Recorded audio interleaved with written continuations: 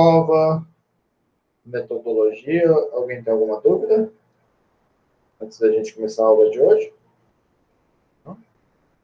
Então tá bom. Então vamos lá. Vou começar aqui a compartilhar minha tela.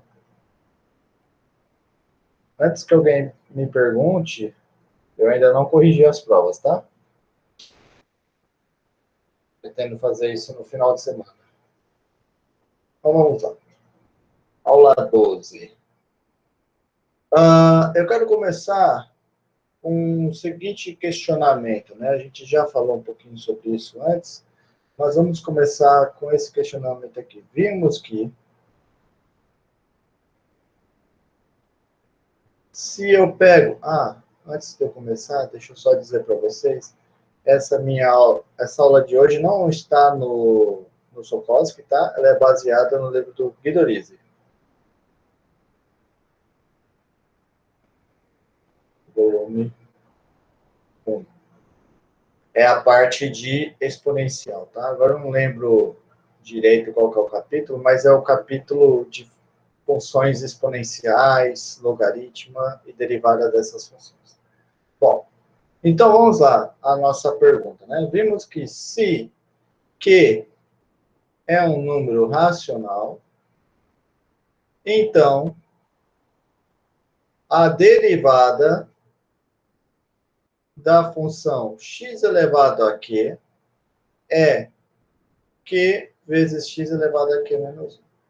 Aí, a pergunta que eu faço para vocês é, e se q é um número real? Por exemplo, a derivada de x elevado a π, quanto que é? Ainda vai valer que isso é π, x elevado a π menos 1? Isso é verdade?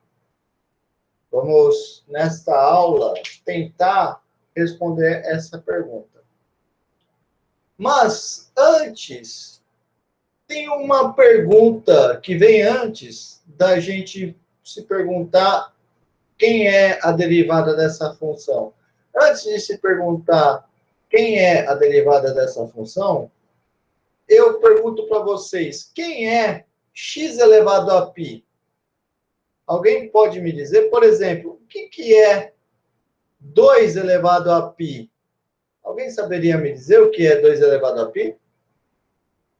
Pergunta um pouco, parece boba, né? Mas é uma pergunta um pouco difícil. Porque se você parar para pensar, eu sei que, por exemplo, 2 elevado a 3 é 2 vezes 2 vezes 2. Eu sei que 2 elevado a menos 3 é 1 sobre 2 elevado a 3. Esse mesmo raciocínio eu poderia fazer trocando o 3 por um n natural qualquer.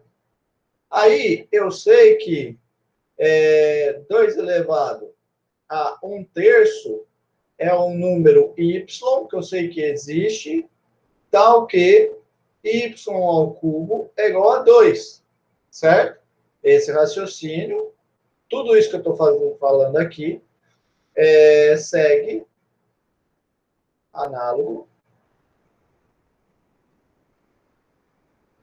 para n pertencente aos naturais no lugar de 3, certo? Aí eu sei que, por exemplo, 2 elevado a n sobre m é igual a 2 elevado a 1 sobre m, depois eu elevo isso a m, certo? Isso daqui para todo m e n natural. Então, deste modo, eu defino para todos os racionais.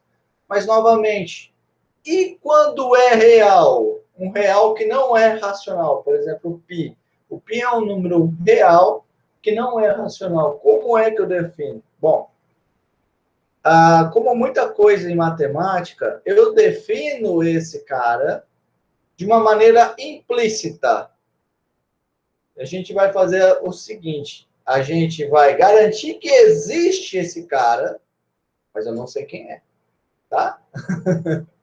É o seguinte, quem vai me garantir a existência disso é o seguinte teorema. Seja A um número que está entre 0 até mais infinito e não é 1. Aí o teorema me diz o seguinte, existe uma única função f de R em R, tal que f de R igual a A elevado a R, para todo R pertencente aos racionais, é essa função. Então, quer dizer o seguinte, eu pego um número A, que é positivo e não é 1. E daí vai existir uma função que nos números racionais, existe uma função que é contínua em todos os reais, que nos números racionais ela coincide com A elevado a R, certo?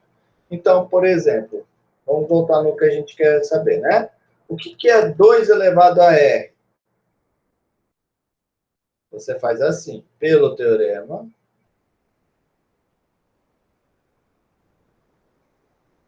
existe... Ah, faltou eu colocar aqui uma coisa, desculpa. Notação.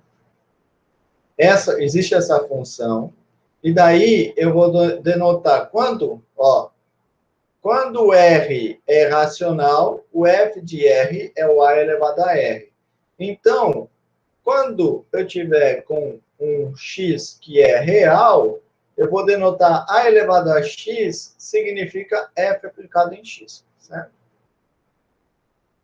Então, vai ser assim, pelo teorema, existe uma, vou colocar aqui F2 de R indo em R, tal que F2 é contínua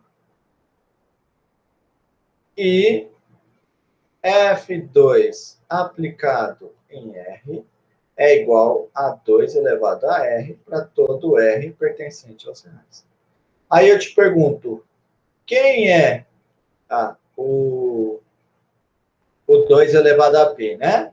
Logo, quem vai ser o 2 elevado a π? 2 elevado a π vai ser simplesmente o F aplicado em π. Ou seja, o F2. Para calcular, para saber quem é o F2, quem é o 2 elevado a π, eu pego essa função F2 e aplico π nela. Tá? Mas, de novo, eu sei que existe essa função. Eu sei que existe esse número. Quem é ele?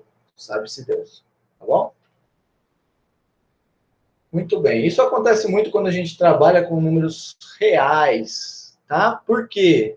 Bom, eu não falo muito disso porque talvez vocês não tenham tanta maturidade para isso, mas se você parar para pensar, quais são os números que você conhece? Você conhece os números racionais. Os números reais que não são racionais, quem que você conhece? Bom, eu, Renan, conheço o π, as raízes, o E, que a gente vai definir na aula de hoje, e o número de ouro. Eu, Renan, não conheço outros números reais que não são racionais. Todavia, é muito interessante que tem uma brincadeira que a gente pode fazer, que é, se você colocar todos os números reais dentro de um saco, e daí você puxa um número aleatoriamente, qual que é a probabilidade de você tirar um número racional, que é esses números que todo mundo conhece? É 0. Isso é, existe muito mais número irracional do que racional, tá? Então, por isso que... E os números que a gente sabe escrever, que a gente conhece e tudo mais, são números racionais. Por isso que quando a gente trabalha com números reais, geralmente acontece muito, que nem eu estou colocando aqui. Eu sei que existe, mas eu não vou te falar quem é, porque talvez eu nem saiba quem é, tá? Muito bem, então esse é o 2 elevado a π. E essa é a função exponencial, certo? E observa que, para a gente poder trabalhar com ela, a gente vai estar trabalhando. A gente primeiro está garantindo que ela é contínua. O teorema já diz que ela é contínua, certo? Se ela é contínua, então tem aquela brincadeira, né? Já dei o primeiro passo, para depois descobrir que ela é diferenciável, tá? Então, o que nós vamos fazer é mostrar, antes de calcular a derivada, para calcular a derivada dessa função aqui, antes nós vamos precisar calcular a derivada dessa função, a elevado a x. Certo? Nós também vamos ter que calcular a derivada da função que eu vou definir daqui a pouco, que é a logaritmo. Mas antes de fazer tudo isso, nós precisamos de algumas propriedades dessa função a elevado a x. Bom, e graças a Deus, a gente consegue demonstrar quase todas as propriedades que a gente tem para a função potência de números racionais, ainda continua quando os números são racionais, tá? Tem uma coisa, antes de eu falar das propriedades, eu vou falar dessas propriedades, sim. Mas antes de eu falar das propriedades, eu estou olhando aqui, eu vi que eu esqueci de falar uma coisa. Bom, tem uma pergunta que você pode fazer. Poxa, mas o teorema só fala de A positivo sem ser 1. E se o A fosse 1? Então vamos fazer essa observação aqui. O que acontece com A igual a 1? É muito simples. Quando eu estou com 1 elevado a x, eu vou definir do jeito que a gente sempre define. Eu vou definir ele como sendo 1, certo? Para todo x pertencente a zero. Então, agora o meu teorema também tem o 1 lá. Então, agora ele vale para todos os números positivos. Para todos os números positivos, eu tenho a função número positivo elevado a um número real. Tá bom? Muito bem. Agora sim, vamos às propriedades. Nas propriedades, eu vou pegar assim, sejam A e B, dois números positivos, e x e y, dois números reais. Nós teremos, primeiro, se eu fizer a elevado a x vezes a elevado a y, igual acontece quando o x e o y são racionais, eu posso mostrar que isso ainda acontece. Para fazer isso, é só usar continuidade, propriedade de limite, e sai facilmente, tá? Bom, você vai ver que muitas dessas coisas mais básicas, que nem esse teorema e essas propriedades, eu não estou demonstrando, tá? E não é o objetivo aqui. A elevado a x e depois elevado a y vai ser a elevado a x vezes y. 3.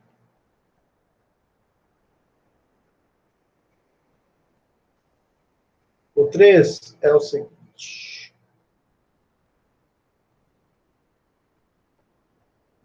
Certo. Agora, se eu tenho a vezes um b, tudo isso elevado a x, isso é a elevado a x vezes b elevado a x. 4. A 4 vai me falar sobre o crescimento e o decrescimento. 4 e 5. Para falar sobre o crescimento e o decrescimento, eu tenho que separar em dois casos. Primeiro, se o A é maior do que 1, eu vou ter que, se x é menor do que y, então A elevado a x é menor. A elevado a x é menor do que A elevado a y. Se o A é menor do que 1, lembrando que eu só estou trabalhando com A positivo, e x é menor do que y, então a elevado a x é maior do que a elevado a y. 6.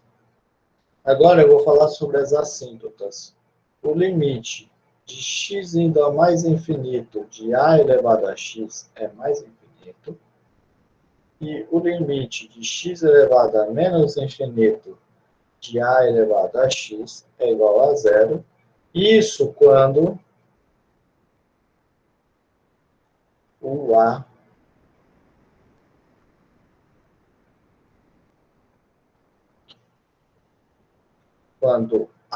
é maior do que 1.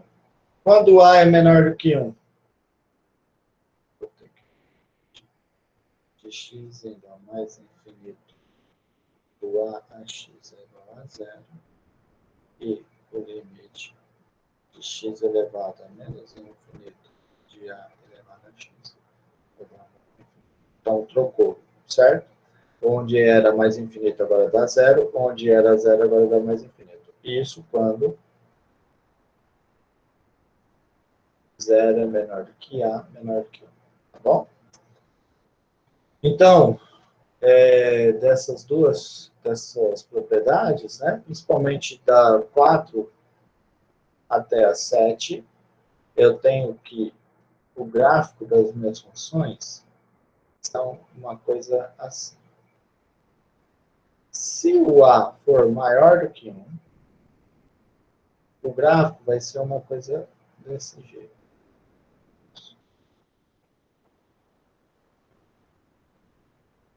E no caso em que o a está entre 0 e 1, o gráfico troca.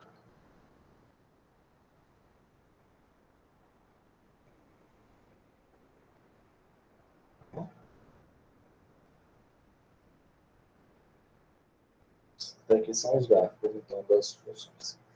Muito bem. Uma coisa interessante também, eu joguei no ar e até falei dessa observação do 1, estava esperando alguém perguntar. Como ninguém perguntou, então eu vou falar.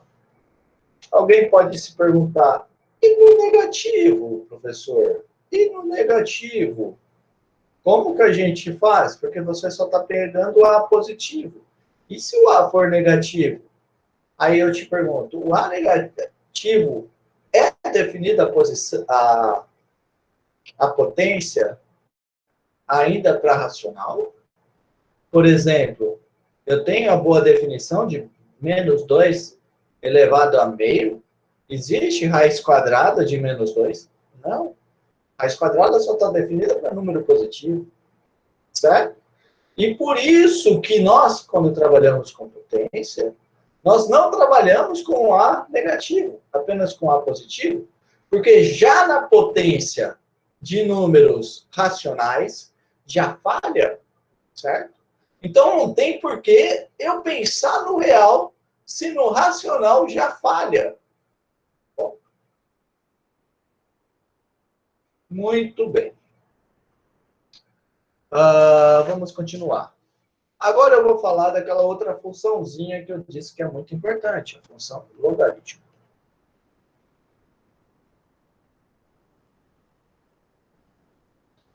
Eu quero calcular o seguinte, a função logaritmo, antes de falar dela propriamente, eu vou fazer o seguinte teorema. Se A é um número entre 0 mais infinito, sem ser 1, e beta é um número de 0 até mais infinito, então, eu estou pegando o Alberto sem separantes. Então, vai existir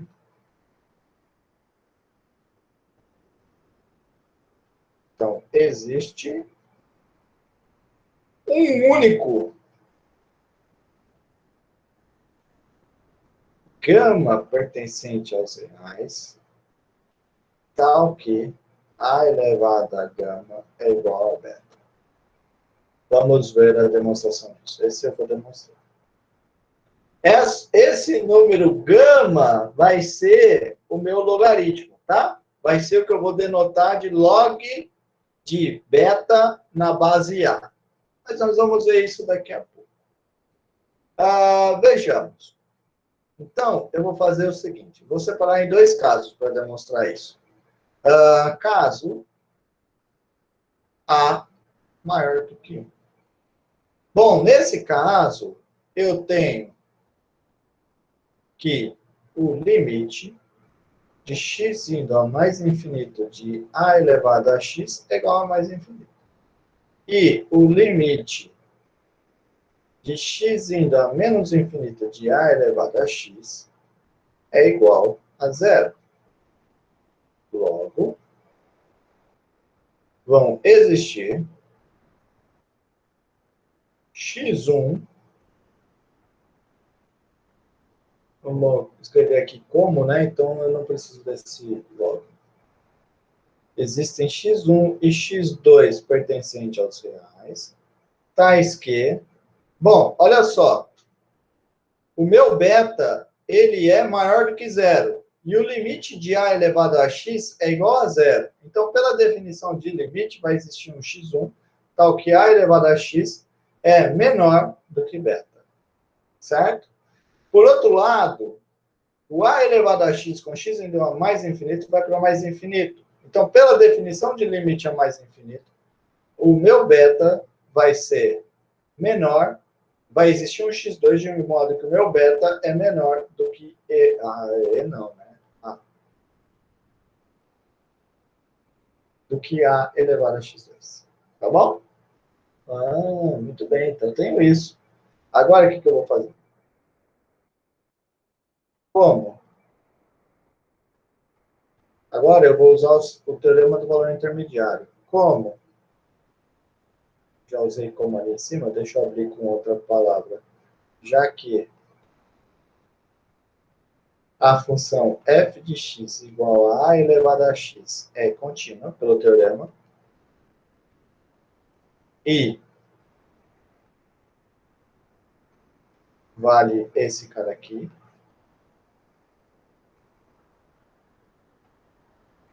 temos, pelo teorema do valor intermediário, que vai existir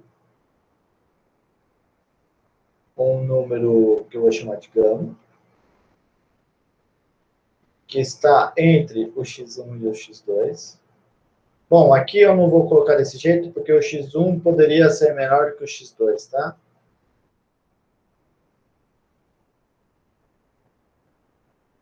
A priori, de fato, o x1 é menor do que o x2, mas a priori eu não sei. Então, eu vou só colocar assim, existe um gama pertencente aos reais, tá ok? F de gama, porque o gama está entre o x1 e o x2, tá? F de gama é igual a beta.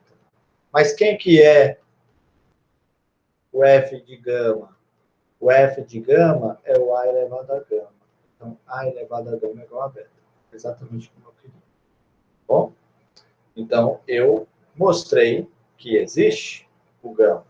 Mas o teorema me diz não só que existe, mas também que esse gama é único. Agora, então, eu vou mostrar a unicidade.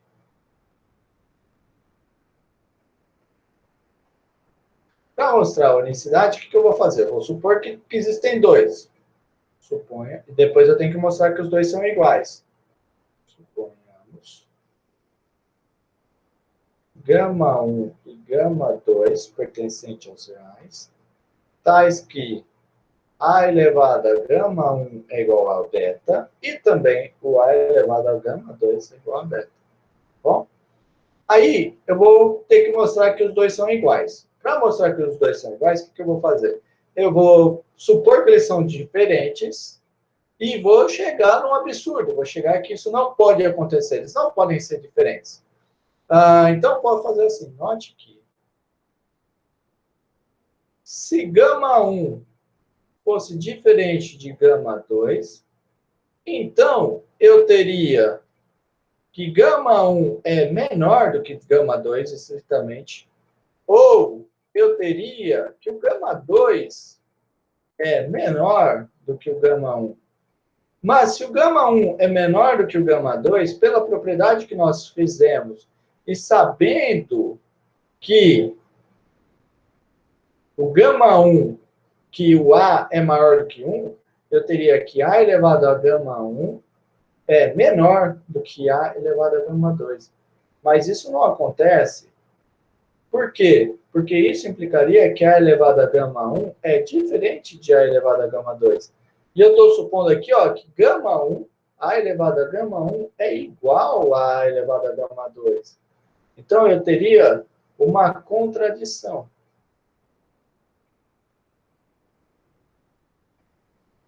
Desse jeito, não pode acontecer gama 1 menor do que gama 2. Aí você fala, então pode acontecer que gama 2 é menor do que gama 1. Mas também não, porque esse cara aqui teria A de gama 2 menor do que A de gama 1. Que implicaria novamente que A elevado a gama 2 é diferente de A elevado a gama 1. E novamente eu tenho contradição. Então, quer dizer que não pode acontecer do gama 1 ser diferente do gama 2. Portanto, o gama 1 tem que ser igual ao gama 2. Então, eu tenho a unicidade, tá bom? Então, no primeiro momento, eu mostrei a existência, utilizando o teorema do valor intermediário, e depois eu mostrei a unicidade, utilizando as propriedades de potência. Bom, o caso 0 menor do que A menor do que 1, eu vou deixar de exercício. Bom, vamos fazer agora aqui uma observação. Então, pelo teorema acima,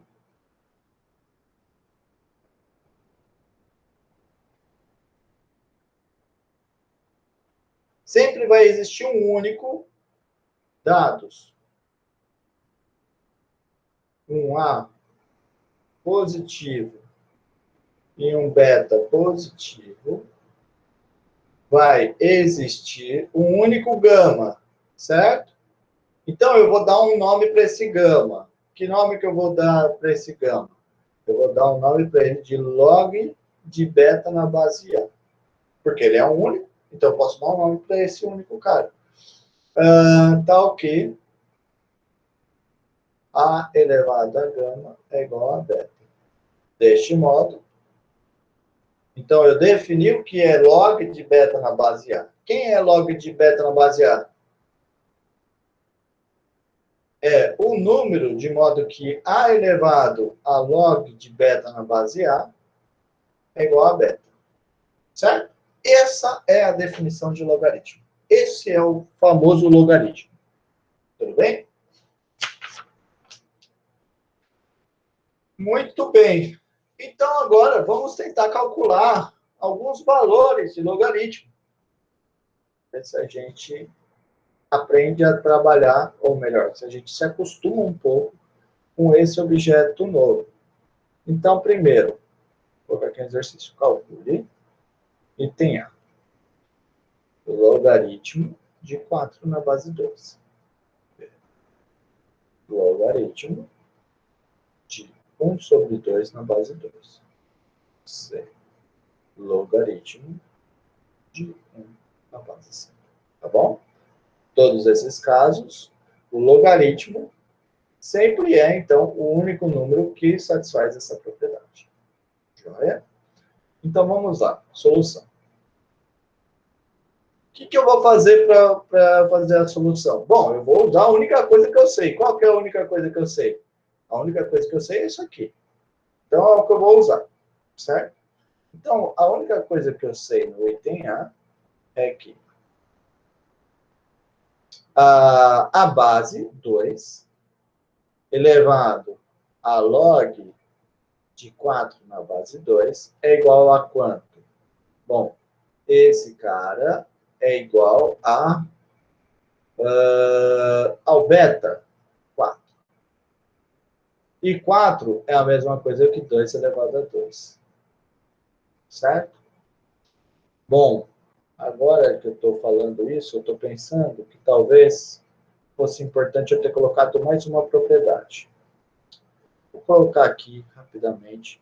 A propriedade é assim: se a elevado a x é igual a elevado a y, então, essa propriedade aqui, na verdade, ela decorre do item 4 e do item 5, mas eu vou colocar ela aqui. Se o a elevado a x é igual ao a elevado a y, então o x é igual a y, certo?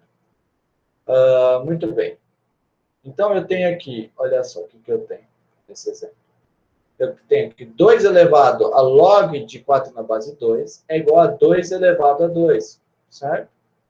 2 elevado a log de 4 na base 2 é igual a 2 elevado a 2. Então, por causa dessa propriedade que eu acabei de colocar, a propriedade 8, eu vou ter que log de 4 na base 2 é igual a 2. Tudo bem? Bem. Então, eu sempre vou ter que fazer isso. Sempre. Se eu for calcular log, eu escrevo o que eu sei, e daí, o número daqui, eu vou tentar colocar ele na base, certo? É lógico que, novamente, que nem no exponencial, como o logaritmo é dado de uma maneira implícita, existem um monte de logaritmos que eu não consigo dar um númerozinho que dá ele, o resultado dele, certo? O que eu estou fazendo aqui nos exemplos são casos particulares, onde a gente tem um número bonitinho que dá o logaritmo, mas nem sempre isso acontece.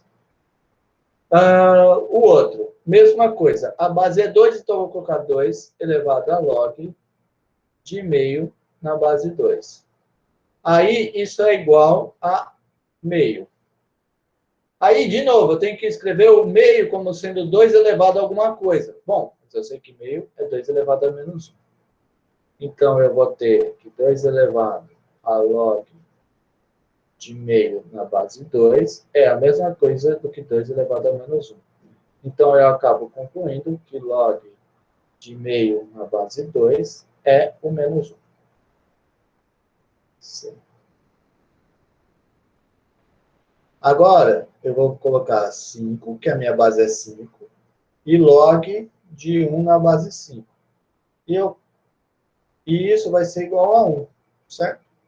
Mas 1 é 5 elevado a alguma coisa? Sim, 1 é 5 elevado a 0. Então, eu vou ter que log de 1 na base 5 é igual a 0. Tá? Mais geral.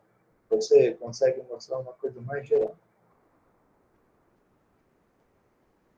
Eu vou ter que sempre log de 1 na base A sempre vai ser 0. Por quê? Pois, se eu pego A elevado a log de 1 na base A, isso é igual a 1, e isso é a mesma coisa que A elevado a 0. Então, sempre eu vou ter que o log de 1 na base A é igual a 0. Tá bom? Muito bem. Então, esse é o logaritmo. Bom, assim como o exponencial, eu posso fazer algumas propriedades para o logaritmo.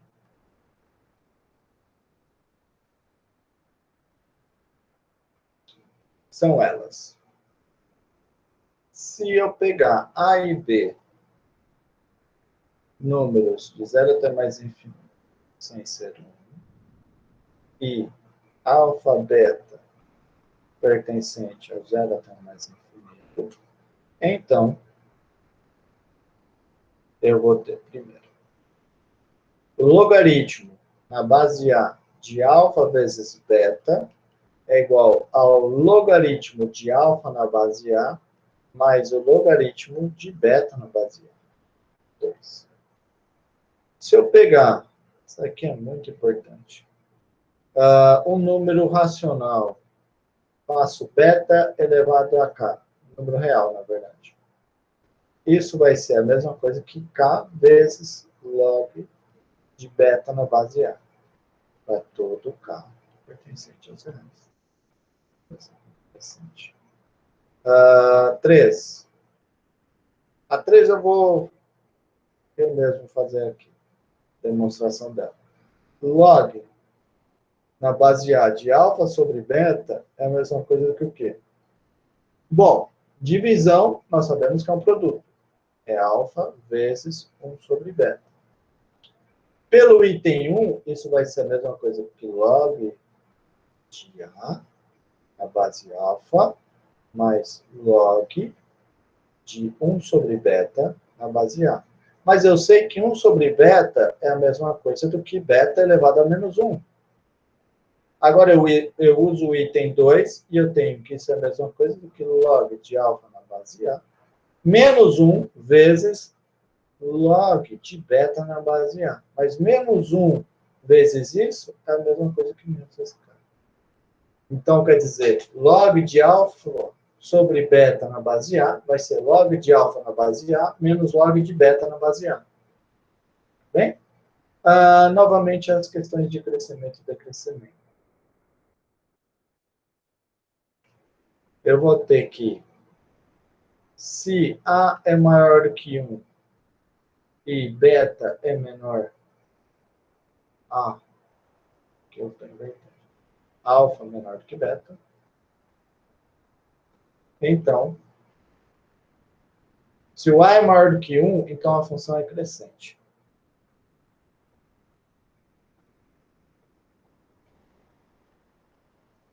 Certo? A função logaritmo, lembrando que a função logaritmo só está definida para números reais positivos, né? Ela vai ser uma coisa assim. Mais ou menos o gráfico.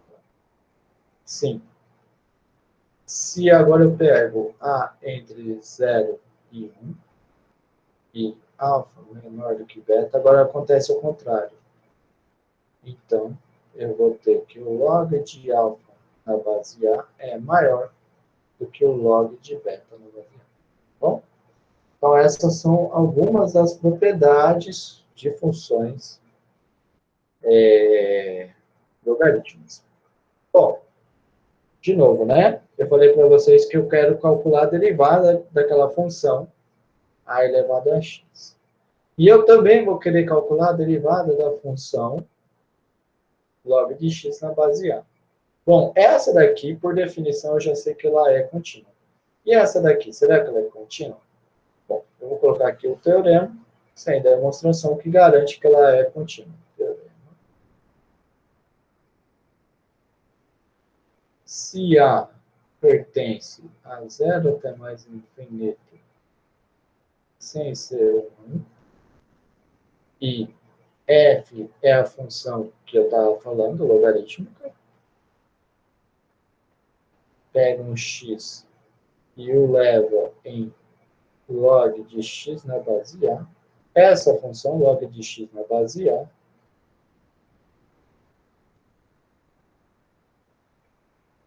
é contínua.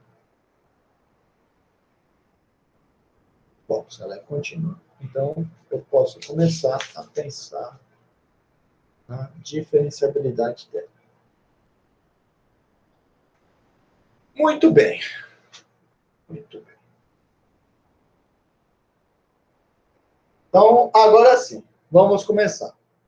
Eu quero calcular a derivada de A elevado a x. Mas, para começar, eu vou começar a calcular a derivada de A elevado a x para um A especial, um número A real especial, muito importante.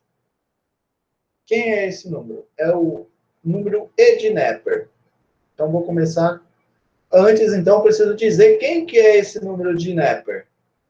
O número E. Quem é esse número E? Bom, de novo, né? Em matemática tem muita coisa que a gente demonstra que existe, mas não sabe o que é. Uma das coisas que a gente consegue demonstrar que existe, mas não sabe o que é, eu vou estar colocando aqui, é esse cara aqui. Podemos mostrar que existe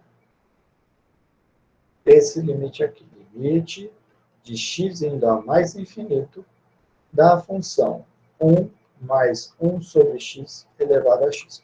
Existe esse limite. Quem ele é? O número. Que número é esse? Não sabemos. Outra coisa que a gente consegue mostrar é que esse número que existe, ele não é nenhum número conhecido, certo? Ele não é racional, ele não é raiz quadrada de ninguém, ele não é o pi, certo? E daí, o que o pessoal fez? Vamos dar um nome para ele. Que nome que eu vou dar para ele? Vou chamar de E. Então, nós definimos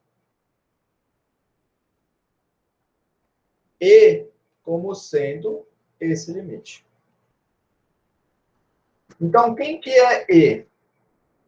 E é esse limite, certo? Tem vários modos equivalentes de definir o E, tá? Um outro jeito é uma integral lá. E daí, se eu não estou enganado, o livro do Sokovsky, ele faz assim. Ele mostra que tem pega uma integral e fala, essa integral existe. E o número que dá essa integral não é nenhum número conhecido, então eu vou chamar ele de E, certo? Mas aqui, para a gente já conseguir introduzir o E, eu vou estar definindo ele a partir do limite. Então, o E é esse limite. Muito bem, então existe esse número E neperiano e ele é esse número aí. Bom? Muito bem. Outra coisa que a gente consegue mostrar é que esse número E, bom, podemos mostrar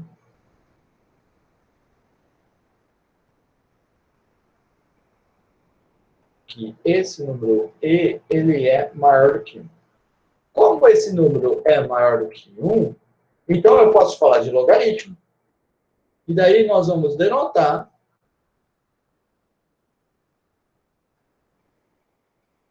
o log de alfa na base E por ln de alfa. Ou também existe alguns livros que chamam isso de log. Aqui, nesse momento, eu acho que é importante destacar isso. Aqui no Brasil, a gente usa muito essa notação. Quando a base é E, eu escrevo LN. Mas no exterior é muito mais comum usar essa daqui. Quando a base é E, eu escrevo log. Eu digo isso porque vocês pode ser que em algum momento vão fazer exercícios de algum livro e daí se depara com isso, daí tem uma confusão. Eu lembro que era uma coisa clássica, na época que eu estava na graduação, já um pouco mais avançado, vinham calouros, geralmente, pessoas que estavam fazendo os primeiros ciclos, daí eles vinham com o livro do Halliday, eu acho, se não estou enganado, acho que era um livro do Halliday de física, daí me perguntavam, poxa, Renan, eu fiz esse exercício aqui, mas não está batendo, porque deu log, não sei o quê, e daí quase sempre o problema era que por Halliday, o log, só desse jeito, é na base E. E daí eles achavam que ele estava falando que era na base 10. E daí eles erravam tudo as contas. Então é bom ter esse cuidado. Bom, vamos lá. Continuando. Vamos fazer agora o seguinte. Bom, eu falei para vocês que esse limite aqui existe. E ele dá um E. O limite de x indo para mais infinito. Agora, o que eu vou fazer? Eu vou pegar esse limite e vou mandar ele para menos infinito. Então, vamos lá.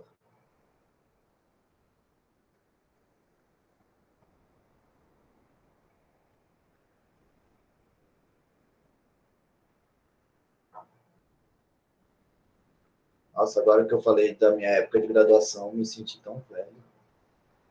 Estou contando aí histórias de, o quê? 2007, 2008. Nossa, faz tempo. Vamos lá. Mostre que o limite de x a menos infinito de 1 mais 1 sobre x elevado a x também é igual a y. Certo? Agora, então, eu vou pegar o limite indo a menos infinito.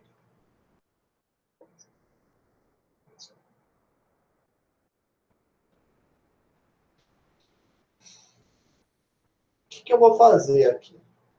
Eu quero... Oi, diga. É aquele truque de dizer que U é igual a...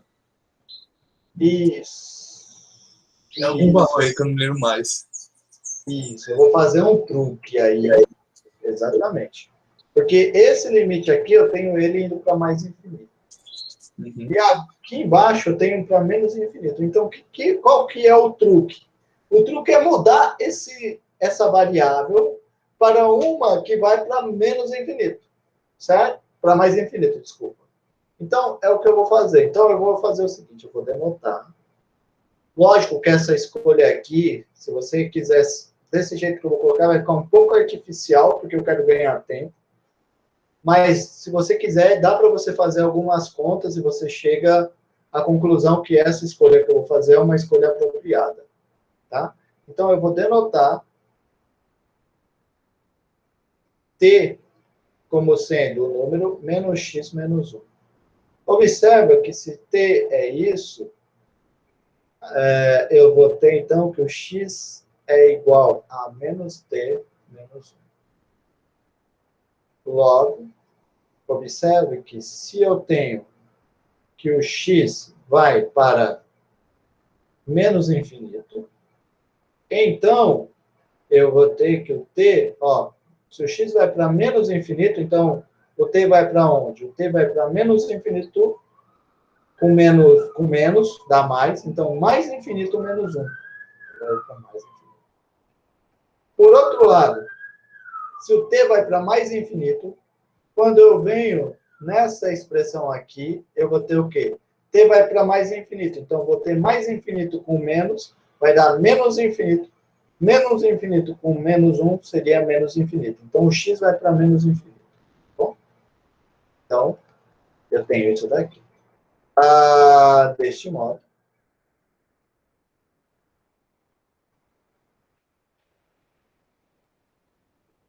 Eu vou ter. Então, se eu trabalhar com t, eu vou estar trabalhando com o limite indo para mais infinito, do jeito que eu quero. Agora, o que eu vou fazer? Eu vou pegar essa expressão, 1 mais 1 sobre x elevado a x, vou substituir por este t e vou chegar em alguma coisa que eu sei trabalhar com ela. Aí eu observo que esse cara aqui é 1 mais 1 sobre 1 sobre x. X é quem? X é menos t menos 1, ou seja, menos t mais 1. Tudo isso está sendo elevado a menos t mais 1. Bom? Muito bem. Muito bem. Agora eu vou trabalhar com esse sinal do menos. Isso vai ser igual a 1 mais menos 1 sobre t mais 1. Isso aqui elevado a menos t mais 1. Agora, o que eu vou fazer? Eu vou fazer o MMC. Então, eu vou ter t mais 1 menos 1 dividido por t mais 1. Correto? Todo mundo está comigo até aqui? Estamos. Muito bem. Agora, esse cara vai dar o quê? O 1 menos 1 dá 0. Então, eu vou ter t dividido por t mais 1. Tudo isso elevado a menos t mais 1. Agora, eu vou usar a propriedade de exponencial, que eu coloquei lá assim. Esse cara é a mesma coisa do que t sobre t mais 1. Tudo isso elevado a menos 1. E daí eu multiplico isso por t mais 1. Elevo a t mais 1. Bom, o dentro da chave é menos 1 elevado a alguma coisa. É só inverter. Vai ser t mais 1 dividido por t. Tudo isso elevado a t mais 1. Aí, esse cara fica 1 mais 1 sobre t elevado a t mais 1. Olha só que legal. Apareceu, então, o limite que eu sei trabalhar. Porque o que eu sei trabalhar? Eu sei trabalhar com 1 mais 1 sobre x elevado a x com x em número mais infinito. Então, aqui eu tenho 1 mais 1 sobre t, só que eu gostaria que tivesse elevado a t, não elevado a t mais 1. O que eu faço? Bom, para ficar com elevado a t, eu faço assim. 1 mais 1 sobre t elevado a t vezes, uso propriedade de potência. Vezes esse cara. Agora virou brincadeira de criança. Portanto, o limite de x indo a menos infinito de 1 mais 1 sobre x elevado a x é igual. Bom, eu mudei o t, né? O t vai para mais infinito, desculpa, que nem eu observei aqui, ó. Se o x vai para menos infinito, então o t vai para mais infinito. Então eu vou ter o t indo a mais infinito. E 1 mais 1 sobre x elevado a x, nós mostramos que esse cara é igual a esse produto. Então eu vou colocar esse produto aqui no meu limite. Vezes 1 mais 1 sobre t. Aí você observa o seguinte. Esse primeiro termo do limite, ele vai para onde? Bom, é aquele limite fundamental que dá o e. Vezes. E o outro? Deixa eu só destacar aqui. Vou colocar minha cor. Se eu fizer assim, fica melhor. Então, esse cara aqui vai para quê? Ele vai para o e. E o outro? Para 1. Vai para essa parte aqui vai para 0. Então, ele todo vai para 1. Muito bem. Então, vai para 1 mais 0. Então, esse limite dá o próprio e. Muito bem. Então, esse limite para mais infinito dá e para menos infinito também dá e. Por que que ele é importante? O maior objetivo da gente ter calculado esse limite é para agora a gente fazer esse exemplo aqui.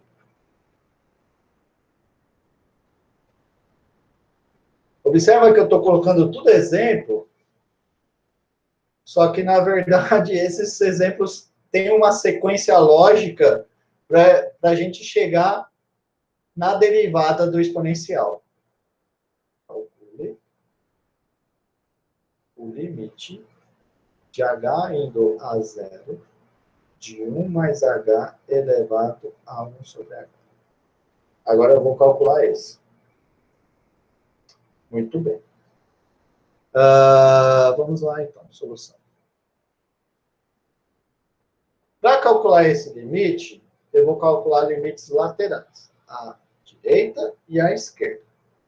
Aí você fala, olha esse negócio aqui. Olha esse negócio aqui. Compara essa expressão com a de cima. Olha só como que são parecidas, né? Qual que seria a única diferença? Poxa, chama o h de 1 sobre x e daí você tem exatamente o de cima, não é? A única diferença é que daí você teria uma complicaçãozinha, porque aí esse x vai para onde? Vai para mais infinito ou para menos infinito? Daí você tem que separar em casos. Se o h estiver indo a 0 para a direita, vai para mais infinito. Se estiver indo à esquerda, vai para menos infinito. Bom, então, eu vou calcular esses limites. Então, vamos lá. Denote h igual a 1 sobre x. Deste modo, eu tenho, então, que x é igual a 1 sobre h. Note que, se o h está indo a 0 pela direita, então, o meu x vai para mais infinito. Esse limite dessa coisa aqui. Não, desculpa, contrário. É dessa coisa aqui. Passo o h indo a 0 pela direita, essa coisa aqui vai para mais infinito. E se o x for para mais infinito? Aí eu venho para esse cara aqui e esse negócio vai para 0. Certo? Então, é só essas brincadeirinhas. E vale, então, o 6 somente 6. Então, vale isso. Vou colocar aqui i e vale 2i. A mesma coisa, se o h for a 0 pela esquerda, eu vou ter que o x vai para menos infinito. Então agora é só mudar as bexigas ali. Logo, se eu pego então o limite de h indo a 0 pela direita, de 1 mais h elevado a 1 sobre h, segue do item i, estou com h indo a 0 pela direita. Então vai ser o limite de x indo a mais infinito de 1 mais 1 sobre x elevado a x. Ah, esse limite a gente já calculou. Deu E. Certo? Agora eu vou para o outro. Limite de h indo a zero pela esquerda, de 1 mais h elevado a 1 sobre h. Bom, agora eu uso 2i. Esse cara aqui vai ser o limite de x indo a menos infinito, de 1 mais 1 sobre x elevado a x. E esse cara é o exemplo que eu fiz, que dá E também. Então, em ambos os casos, eu tenho E. Como os dois limites laterais coincidem, eu concluo que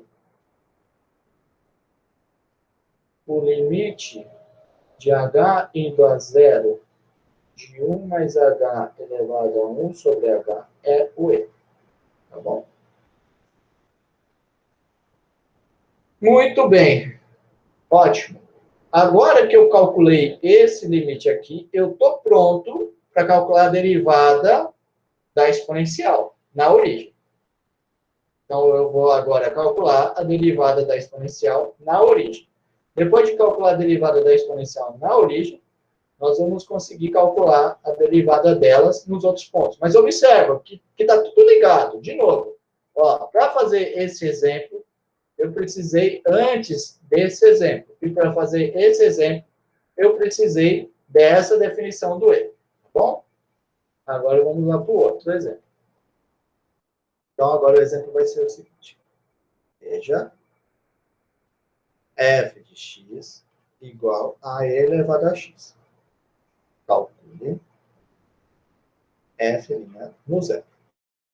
Agora eu vou calcular a derivada da f no ponto zero. Quem é ela?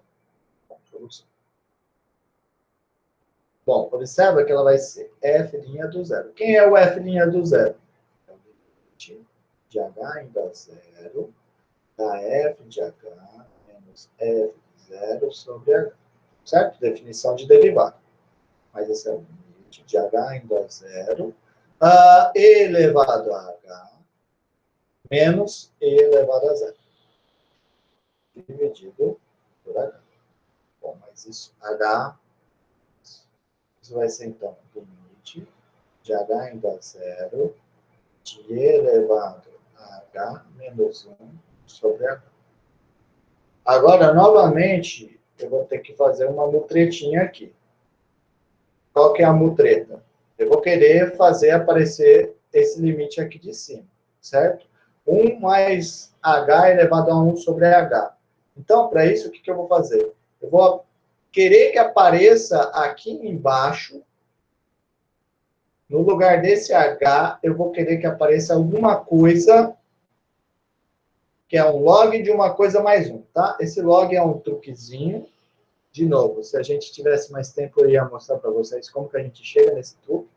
Aqui fica um pouco artificial, mas acredite em mim. Se você faz contas, você vê que esse truque é bem natural. Então, o que eu vou fazer? Eu vou chamar U de E elevado a H menos 1. Observa que isso acontece se e somente se o 1 mais 1 é igual a E elevado a H, e pela definição de logaritmo, eu vou ter log de U mais 1 igual a H. Então, olha só, embaixo vai aparecer o que eu falei, log de U mais 1.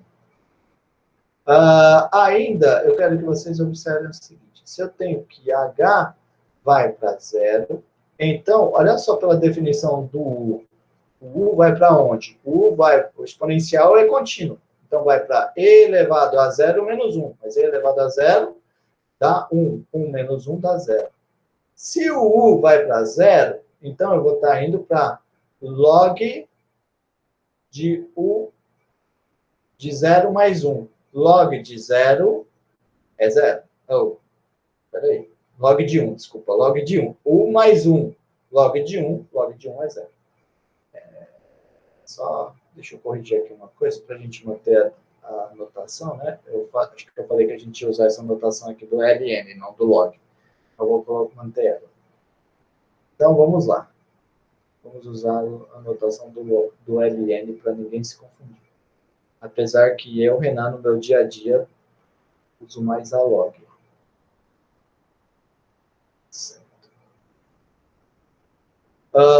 Aí, o que vai acontecer, né? Então, esse e elevado a h menos 1 é U. Dividido.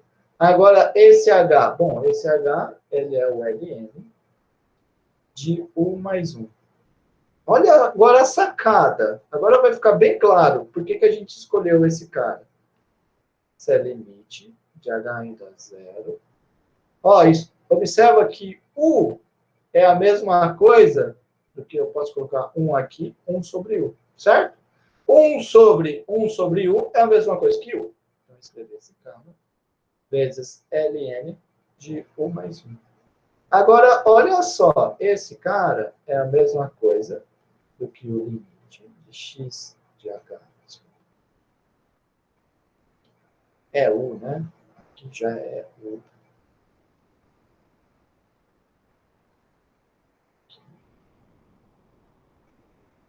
U indo a zero.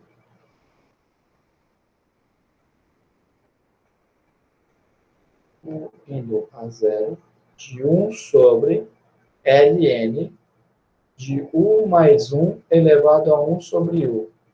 Agora, o que eu vou fazer? Eu vou usar a propriedade de limite. Limite da divisão é a divisão dos limites. E o logaritmo é uma função contínua. Então, vai ficar log do limite de U indo a zero de U mais 1 elevado a 1 sobre U. Ah, quanto que dá esse limite? Nós calculamos acima. Esse limite deu quanto? Deu E. Ah, então vai ser 1 sobre Ln de E. Mas Ln de E é 1. Então vai ser 1, porque é log de E na base E. Log de E na base E dá 1. 1 sobre 1, que é 1. Ah, olha só que legal. Então quer dizer que a derivada da função exponencial na origem dá 1. Agora, o que eu vou fazer? Agora eu vou calcular nos demais.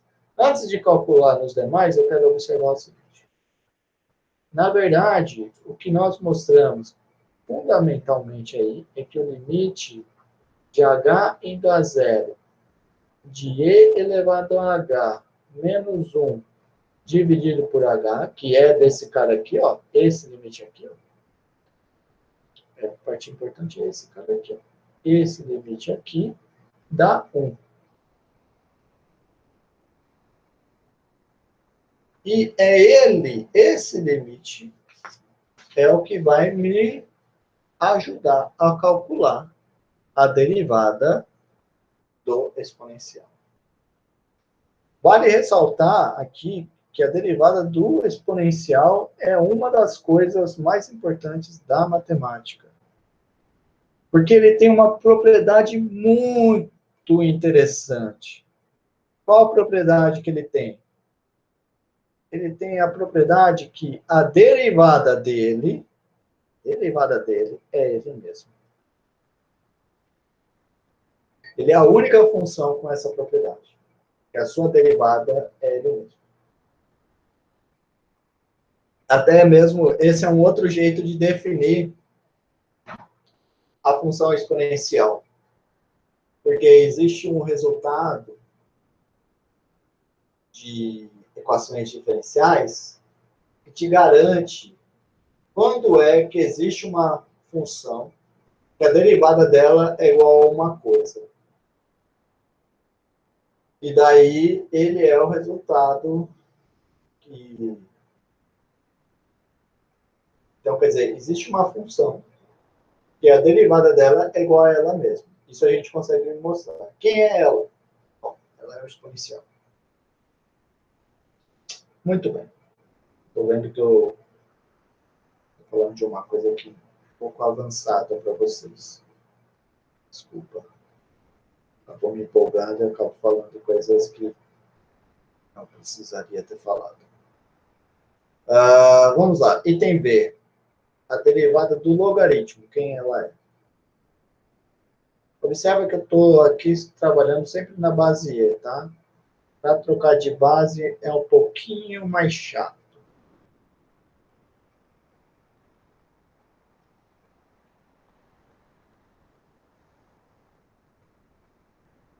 essa cara aqui. Bom, vamos lá então. Vamos calcular essas derivadas.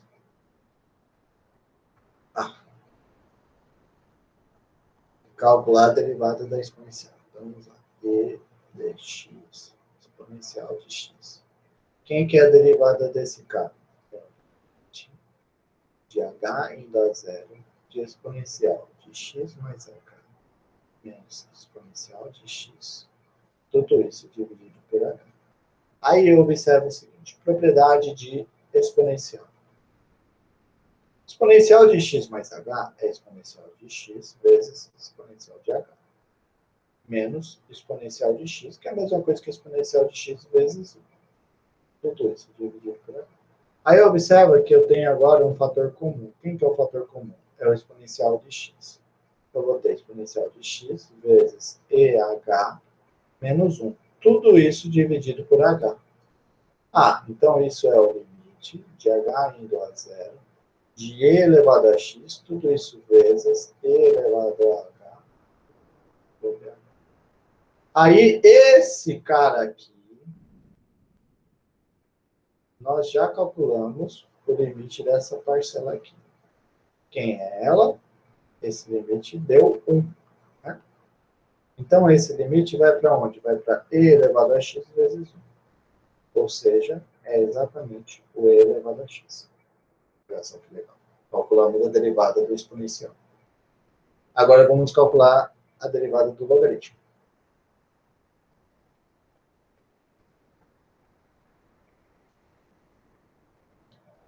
D por dx do ln de x. Isso aqui vai ser o limite de h indo a zero do ln de x mais h menos ln de x. Tudo isso dividido por h. Bom, agora eu vou usar novamente a propriedade de log. Isso vai dar limite de h indo a zero de log, propriedade de log, x mais h sobre x. Certo? Tudo isso dividido por h. Agora eu vou usar a propriedade de fração.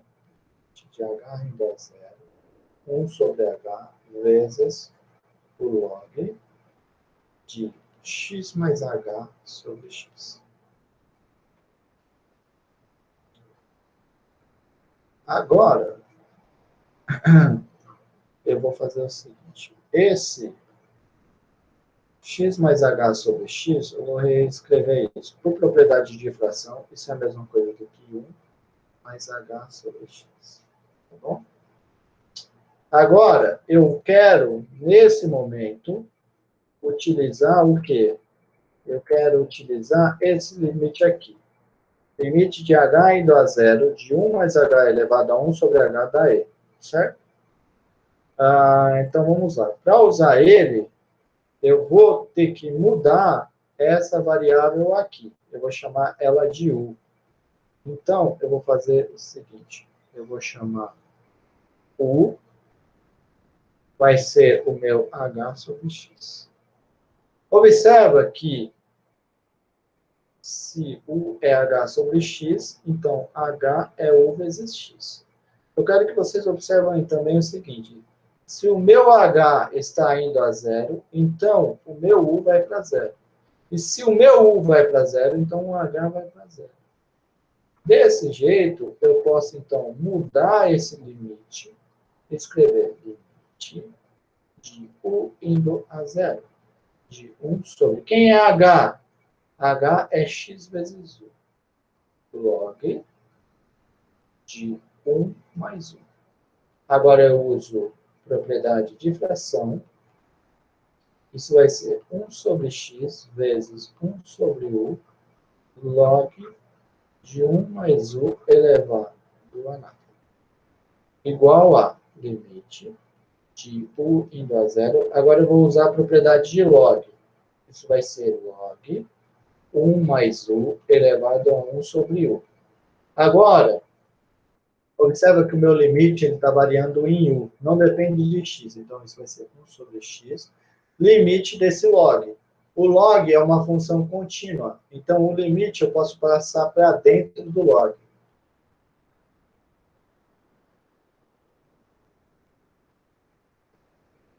Agora, quanto que dá esse cara? Comecei falando, eu sou acostumado a chamar de LM, não de log.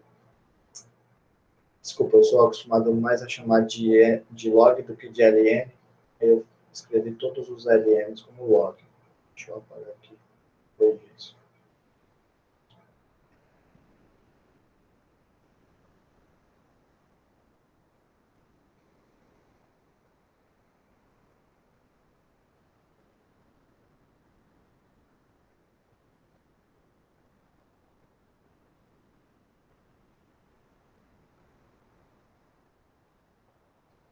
Então tá.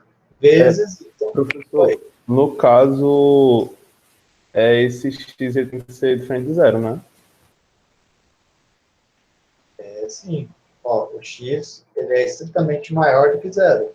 Né? Porque o log só está definido para x estritamente maior do que zero. Perfeito. Muito bem.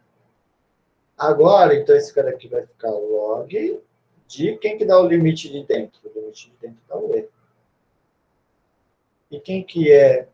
O ln é log na base E. Então, E, logaritmo de E na base E dá 1. Então, isso vai ser 1 sobre x vezes 1. Que dá exatamente 1 sobre x.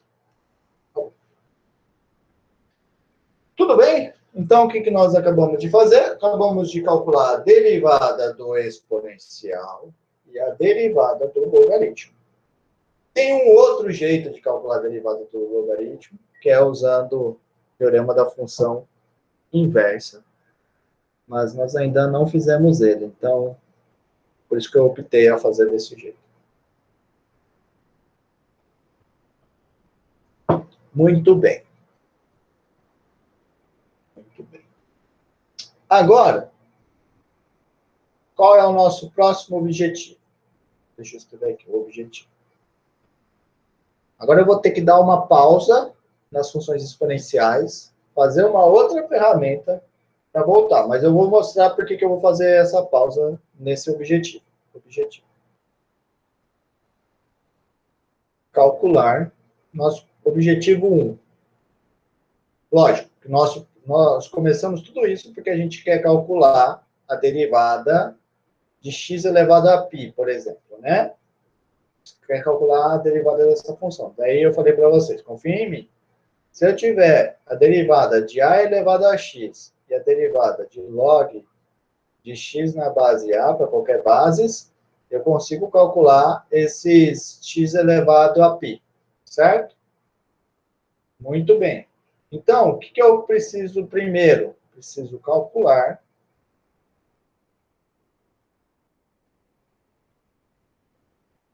d dx de a elevado a x.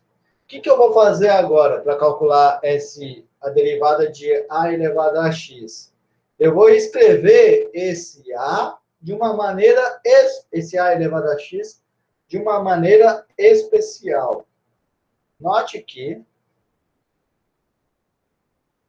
a elevado a x é a mesma coisa, pela definição de logaritmo, é a mesma coisa que e elevado a log de a elevado a x. Que é a mesma coisa do que e elevado a x log de a. Aí, olha só que legal, estamos quase lá. Estamos quase lá. Então, eu sei... Professor, diga. nesse caso aí não é LN, não? LN. Muito bem, obrigado. LN. Eu sei calcular esse cara, certo? Então, eu sei que isso aí acontece. Então, é só derivar esse bichinho. Aí eu quero que vocês observem o seguinte, o que eu tenho aqui? Eu tenho a função exponencial, e dentro da função exponencial, eu tenho a função x vezes uma constante, x vezes o ln do a. Então, se eu definir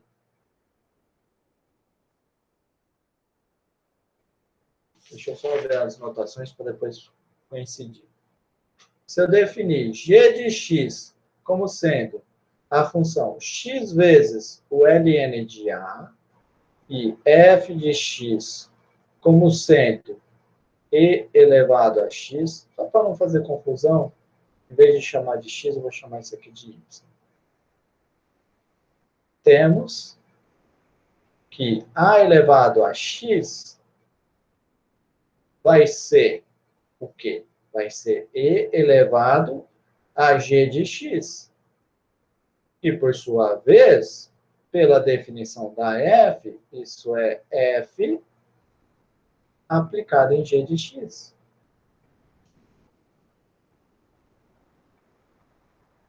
Então, o que eu vou fazer agora? Qual é o nosso... O que eu vou fazer agora? Então, eu vou dar uma pausa e eu vou querer agora calcular, no modo geral, se eu tenho que uma função f é diferenciável, uma função g é diferenciável, será que eu consigo calcular a derivada dessas bexigas aqui? É o que eu vou fazer agora. Bom,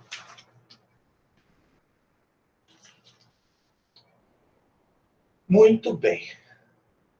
Esse cara é uma coisa muito famosa, na verdade, esse tipo de derivada. É o que nós chamamos de regra da cadeia.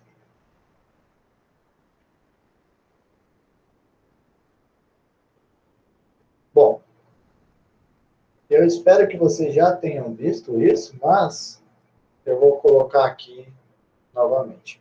Esse f aplicado em g de x é uma função muito famosa chamada composição. A gente denota por f bola g de x. Como que a gente define a função composição? Vejamos.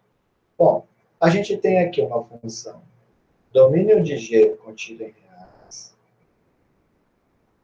Essa função g cai no R, certo? Mas vamos supor, por algum instante, que esse domínio, essa g, vai cair no domínio de uma função f, está contido nos reais. Ou seja, g de x sempre vai estar dentro do domínio da f. E essa função f vai para R. Aí, o que eu vou fazer? Eu pego um x, eu levo ele pela g e eu chego em g de x. Aí, se eu pego esse x e aplico a f nele, eu vou chegar em f de g de x. Aí, o que acontece? Feito isso, eu vou definir uma nova função, que é a função composição. Observa que aqui eu tenho duas funções. Eu tenho desse conjunto nesse pela g, depois desse outro no R pela f. Agora, quando eu vou de uma vez só, eu vou chamar de função composição. F igual a G. Vamos ver quem é essa função. Vamos escrever aqui formalmente. Dados. G, uma função. Domínio de G, contido nos reais. Indo em reais. E F, uma função. Domínio de F, contido nos reais. Indo em reais. Essas funções satisfazendo, ó, o g de x tem que estar no domínio. Então, g aplicado em qualquer elemento do domínio da g está contido no domínio da f. Eu vou definir, se isso aqui acontece, defina f bola g, a função que vai do domínio da g em reais, que pega um x e o leva em f bola g aplicado no x, é o que eu coloquei aqui. É o f aplicado no g de x. Certo? Então, essa é a função famosa, composição. Agora, o que nós faremos? Nós vamos ver como calcular a derivada de uma composição. Então, é mais uma regra de derivação, certo? Então, lembra? eu tenho lá a função x, por exemplo. Aí, com a regra do produto, eu consegui calcular x elevado a n, para qualquer n. Depois, com a regra junto com a regra da soma, nós conseguimos calcular a derivada de qualquer polinômio. Junto com a regra do quociente, nós conseguimos calcular a derivada de qualquer função racional. Agora, um dos motivos dessa nova regra, que é a regra da cadeia, é calcular, por exemplo, essa derivada aqui, tá? Mas vamos com calma. Primeiro, então, vamos ver aqui quem é a regra da cadeia. Bom, já o nome da seção já é regra da cadeia, então eu posso chamar isso aqui simplesmente de teorema.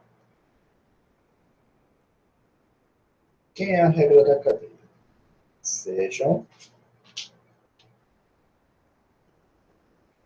G, uma função do domínio da G, que está contida nos reais,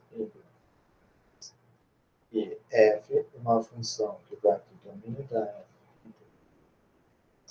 O domínio da F, lógico, é um subconjunto real, tais que o TG não. Tais que o G do domínio da F está contido. O G do domínio da G está contido no domínio da F. Isso aqui é para estar bem definida a composição, certo? Então, está bem definida a composição. Aí eu tenho o seguinte. Se a minha função G é diferenciada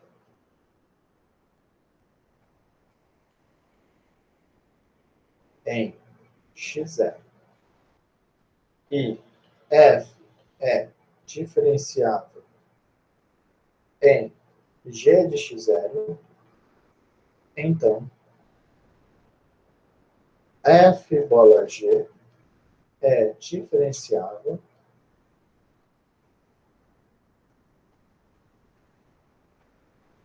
em x0. Mais ainda. Então, quer dizer, a composição de duas funções diferenciáveis me dá uma função diferenciável. Mais ainda.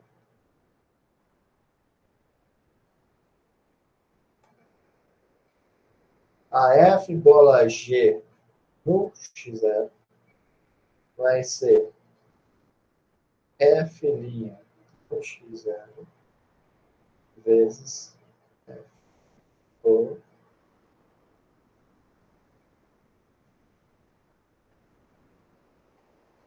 Então, o que acontece, né? Um jeito bem legal de ver isso, eu gosto de enxergar assim. F bola G é a derivada de F bola G. O que eu estou fazendo? Eu estou calculando a derivada de F aplicada em G de X. Então, observa que eu tenho o quê? Eu tenho uma função de fora e uma função de dentro. O que a regra da cadeia está me dizendo? Está me dizendo que essa derivada vai ser a derivada da função de fora aplicado no de dentro, vezes a derivada da de fora. Da de dentro, desculpa. Então, de novo, a derivada da de fora aplicada na de dentro, vezes a derivada da de dentro. Certo? Essa é a regra da cadeia. Muito bem.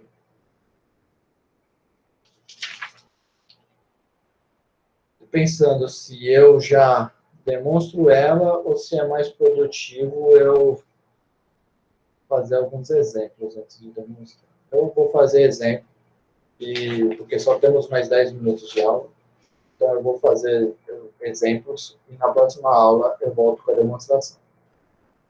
Próxima aula.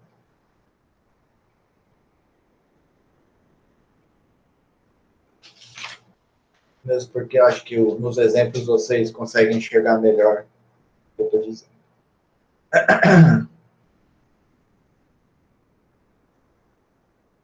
Exemplo 1. Então, vamos lá.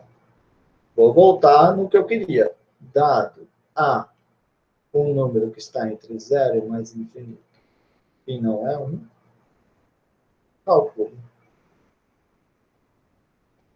D por dx de A elevado a x. Olha só que legal. Solução. Note que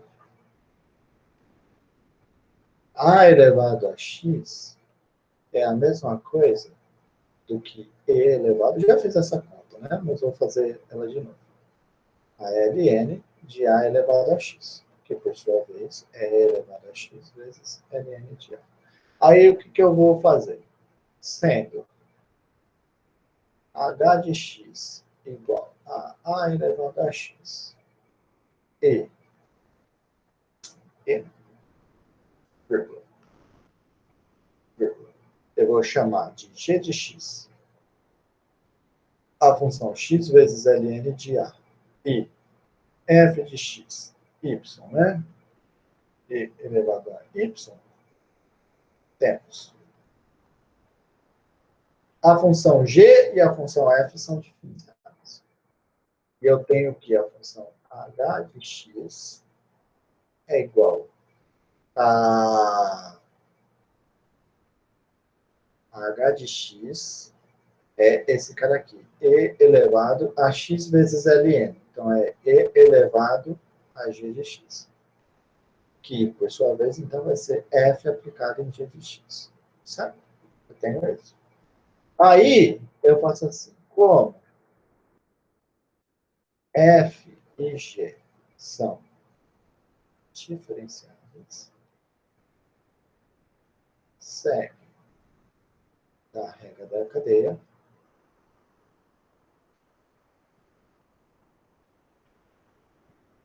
ou seguinte.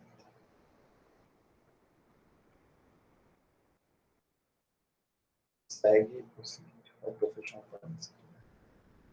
Segue que a derivada da h vai ser a derivada da f aplicada na g vezes a derivada da g. Certo? A mesma história que eu falei. Regra da cadeia é o quê?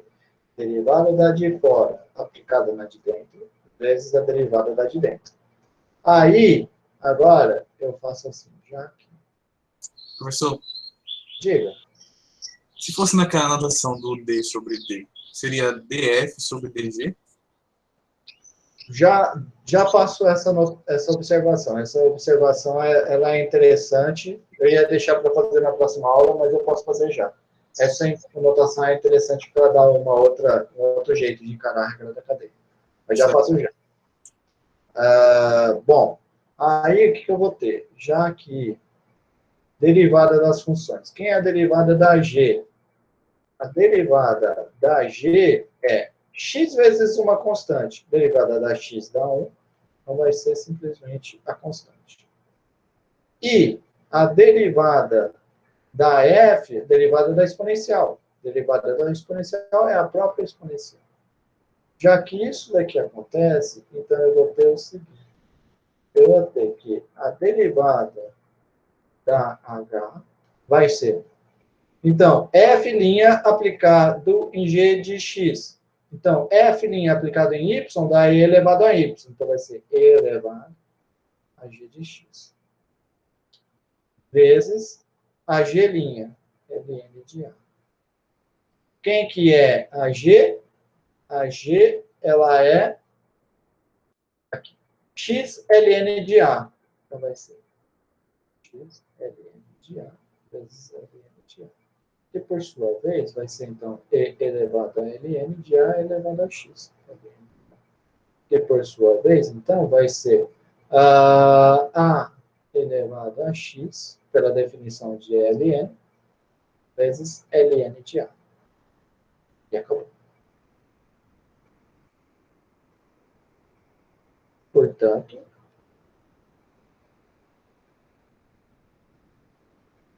d por dx de A elevado a x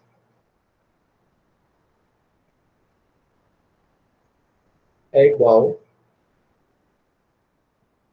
a A elevado a x vezes ln de A.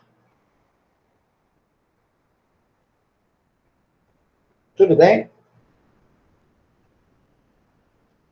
Muito bem.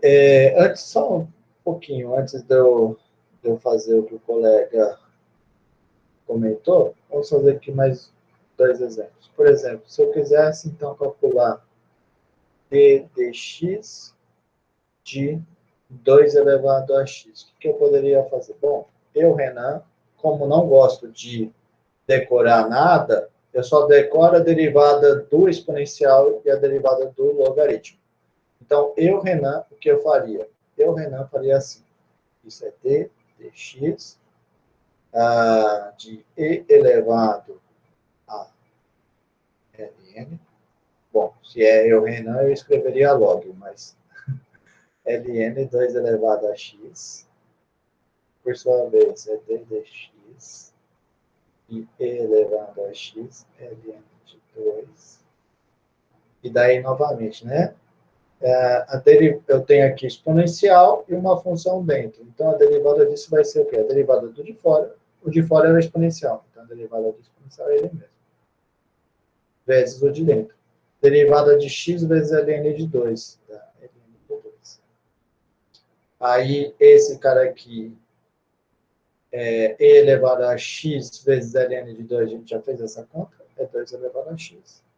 Ln de 2. Mas, você também poderia simplesmente aplicar na fórmula que a gente acabou de colocar. Por exemplo, se eu aplico aqui π elevado a x, aí você pode vir aqui e falar, olha, pela fórmula estrela, se você é uma pessoa que gosta de decorar as coisas, eu não recomendo que fique decorando muito, mas se você quiser ficar decorando, você pode simplesmente fazer isso. Tá? Utilizando a fórmula estrela. Muito bem. Bom, antes de terminar, então, a aula, deixa eu fazer a observação que o nosso colega falou. Observação. Vou supor que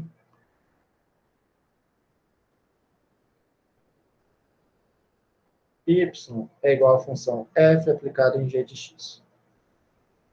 Estamos nas condições todas da regra da cadeia, certo?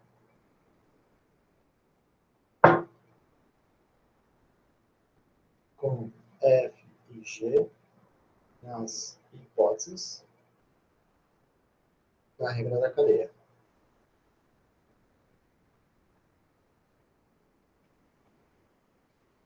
Bom, daí o que eu vou fazer aqui? Vou fazer assim.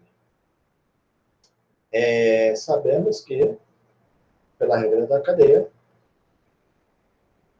d por dx, dy por dx vai ser o quê? É a derivada desse cara. Bom, então isso vai ser f' g de x vezes g' de x. Correto? Aí observe o seguinte. Note que, ou melhor, se denotarmos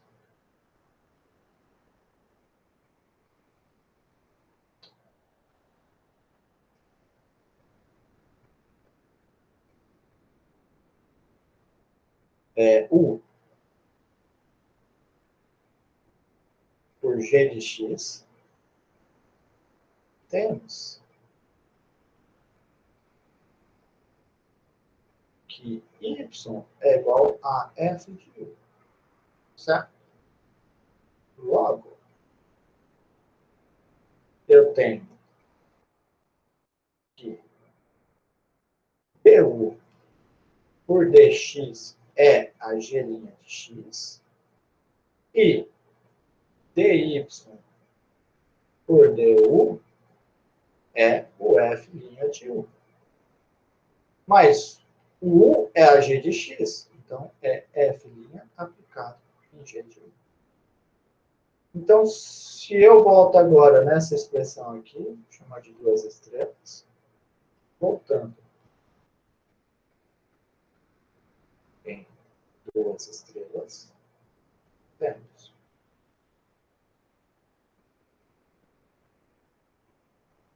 dy por dx vai ser igual, então, o quê? F' aplicado em G de X é dy du. Vezes a G' é du dx. Então, uma coisa muito comum de se fazer quando se aplica a regra da cadeia é chama o de dentro de uma coisa. Nesse caso, nós chamamos de U. E daí, quem vai ser dy dx? Olha só que interessante. É como se eu encarasse esse... Ó, isso aqui não é um quociente. Isso aqui é uma notação de derivada. Não é um quociente. Não é um quociente. Não é um quociente. Não é um quociente, tá? Dito isso, que não é um quociente, observa que se fosse, não é, mas se fosse, observa que a regra da cadeia está me dizendo que seria simplesmente como se eu cancelasse esse du de baixo com esse du de cima e efetuasse a multiplicação, tá? Então, um jeito de lembrar da regra da cadeia é encarando como se fosse um quociente, mas não é um quociente. De novo, não é um quociente. Mas um jeito para lembrar é como se fosse um quociente. E daí, dy por du é igual a esse cara aqui. Tá bom? Muito bem, essa é a outra notação. Então, se eu quisesse, por exemplo, fazer... vamos fazer, sei lá, exemplo. Se eu quisesse, por exemplo, y é igual a cosseno de x ao quadrado. Aí, o que eu poderia fazer? Denote u por x ao quadrado, que é o de dentro. Certo? Então, eu vou ter y é igual a cosseno de u. E eu vou ter dy por dx vai ser igual ao quê? Vai ser dy por du vezes du por dx. Se o y é cosseno de u, quem que é o dy du? É a derivada do cosseno. Então, vai ser menos cosseno de u. Vezes, se u é o x ao quadrado, então quem é du dx? É 2x. Mas eu tenho que substituir o u. Quem é u é x ao quadrado. Então, esse cara aqui vai ficar menos 2x vezes seno de x ao quadrado. E acabou. Tudo bem, pessoal? Ficou alguma dúvida? Eu vou parar a aula aqui, mas se alguém tiver alguma dúvida, a gente tem ainda uns minutinhos para tirar as dúvidas.